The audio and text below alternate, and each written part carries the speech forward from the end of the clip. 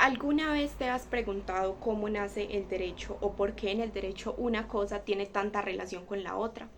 Hola, mi nombre es Lijen Ríos, soy estudiante de Derecho de la Universidad de Medellín y hoy vengo a hablarte de 5 temas del derecho basándonos en el libro Cómo nace el derecho de Francesco Carneluti. Pero primero, ¿quién fue Francesco Carneluti? Francesco Carneluti fue un jurista italiano considerado uno de los procesalistas más influyentes de toda la historia. El autor examina la compleja relación entre derecho y economía, iniciando con actos económicos tan básicos como el comprar o robar una manzana. Y define la economía como cualquier acto mediante el cual los seres humanos satisfacemos unas necesidades que son ilimitadas con unos recursos limitados.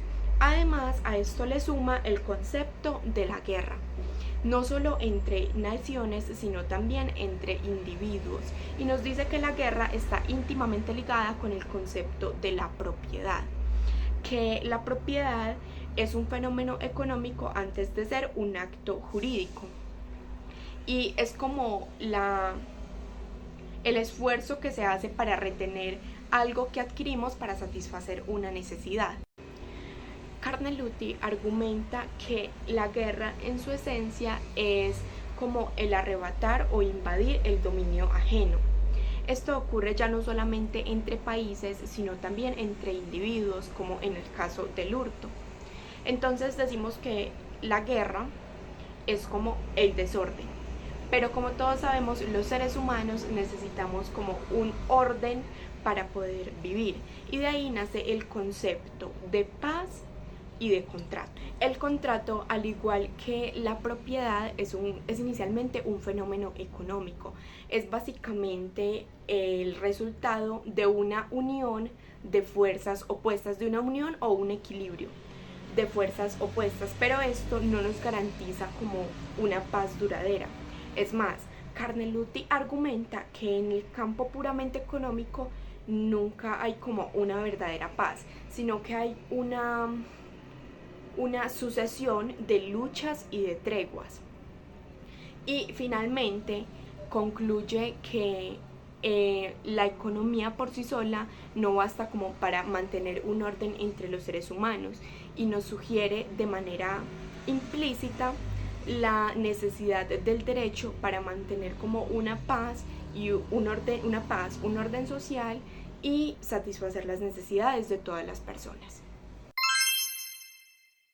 Carneluti nos explica que la economía es básicamente el reino del egoísmo, cada quien va a lo suyo.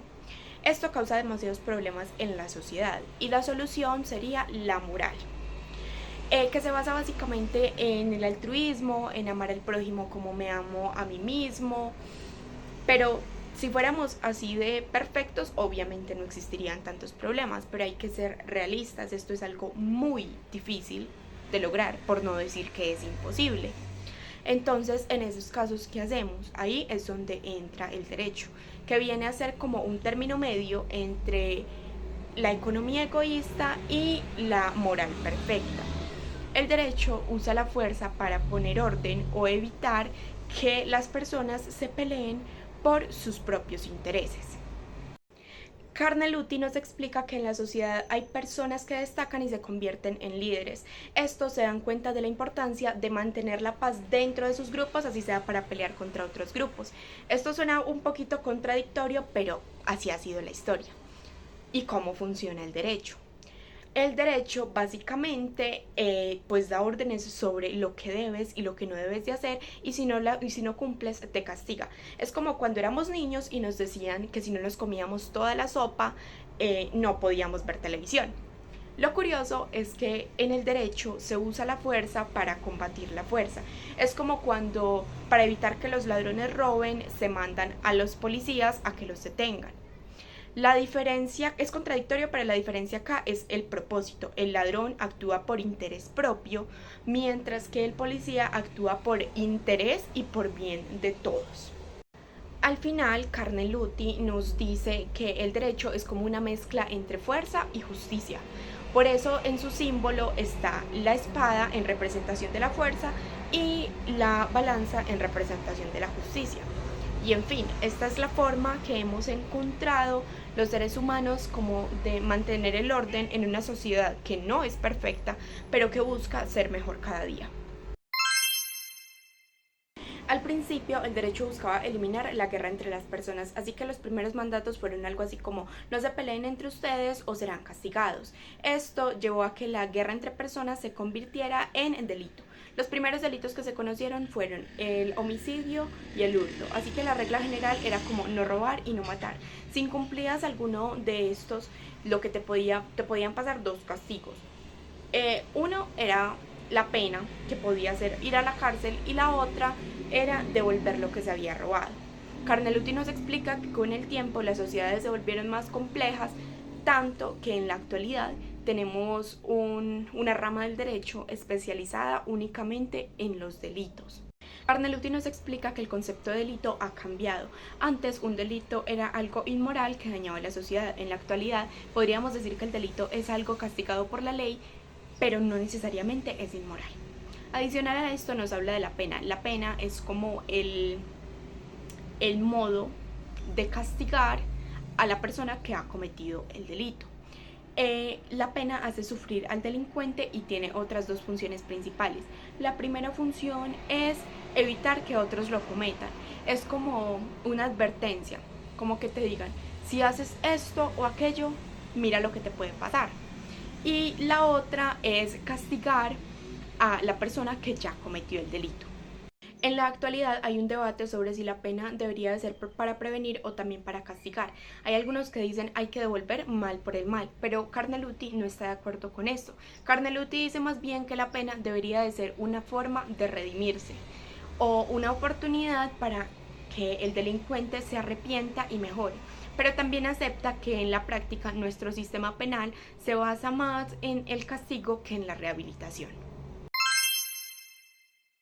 En el análisis entre el derecho penal y el derecho civil se explora cómo la propiedad inicialmente es un fenómeno económico y se convierte en un derecho jurídico.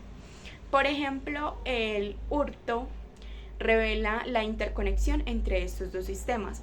Cuando se prohíbe el hurto, el derecho penal está protegiendo la propiedad. Entonces, la propiedad deja de ser un simple interés económico y pasa a ser un derecho jurídico protegido legalmente. La propiedad en términos históricos surgió primero que el derecho, y antes la protección dependía de la fuerza de su propietario. Entonces, con la intervención del derecho penal para sancionar el hurto, la propiedad se convirtió en un derecho jurídico garantizado por el Estado y ya no solo por la defensa personal. En la antigua Roma, el concepto de propiedad se vinculaba con el concepto de mandato. ¿Por qué? Porque el propietario tenía la decisión de si dejaba entrar o no a alguien a sus bienes. La propiedad fue el primer derecho subjetivo histórico y los derechos subjetivos evolucionan con el tiempo para incluir otros derechos, como por ejemplo en este caso el derecho al crédito, que se originó como sanción civil cuando la restitución de la cosa robada no se podía dar. Entonces este obligaba a que el ladrón recompensara a la persona a la que había robado por el daño causado. El contrato es el tercer instituto económico que explica el nacimiento del derecho, después de la guerra y la propiedad. Estos tres están íntimamente ligados porque la guerra la inicia la propiedad y la termina el contrato. El contrato busca asegurar posiciones futuras tras un conflicto por medio de promesas recíprocas y la confianza mutua.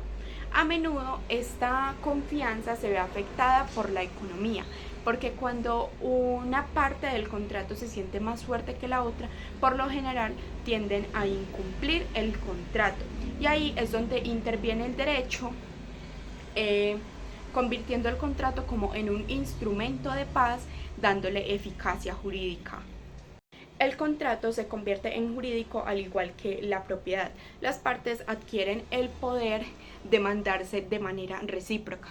Carneluti además nos dice que hay dos tipos de contrato. El contrato gratuito como las donaciones o el contrato oneroso, como la venta o el alquiler. El contrato es una colaboración económica gigante porque permite el intercambio y la asociación. Sin el contrato, pues sería muy difícil satisfacer las necesidades, o sea, estaría muy limitado. El contrato hace parte también de un concepto más amplio conocido como negocio jurídico, que incluye otros actos como el testamento. El testamento, a diferencia del contrato, no necesita el consentimiento explícito de la parte beneficiada. Y listo, eso fue todo por el día de hoy. Espero les haya gustado y les haya servido bastante. Chao.